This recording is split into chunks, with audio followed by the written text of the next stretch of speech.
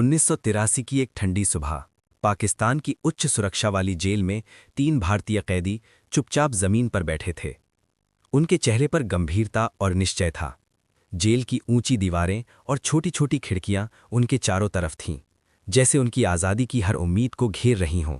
इन तीनों लोगों की कहानी सिर्फ भागने की नहीं थी, बल्कि साहस, धैर्य और अदम्य इच्छा शक्ति की कहानी थी। भारत पाकिस्तान के बीच चल रहे राजनीतिक तनाव और संघर्ष के समय में ये तीनों फंसे हुए थे।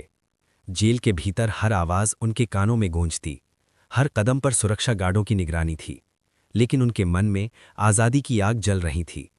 उन्होंने महीनों की मेहनत के बाद एक योजना बनाई थी, जिसमें हर छोटी चीज़, हर संकेत, हर इशारा उनकी आज़ादी का हिस्सा बनता। उनके लिए यह कोई साधारण भागना नहीं था, यह एक संदेश था कि इंसान की इच्छा शक्ति किसी भी दीवार के पीछे बंद नहीं रह सकती। ये तीनों कैदी अलग अलग समय में पकड़े गए थे। उन्होंने छोटी छोटी चीज़ें इकट्ठा की, छिपकर खाने की चीज़ें, पुराने कपड़े, कुछ उपकरण। हर चीज़ उनकी योजना का एक हिस्सा थी। उन्होंने रात के समय की बारीकी से योजना बनाई ताकि गार्डों की निगरानी से बचा जा सके। उनकी योजना में मुख्य तत्व था धैर्य, चुपचाप रहना और सही समय का इंतजार करना।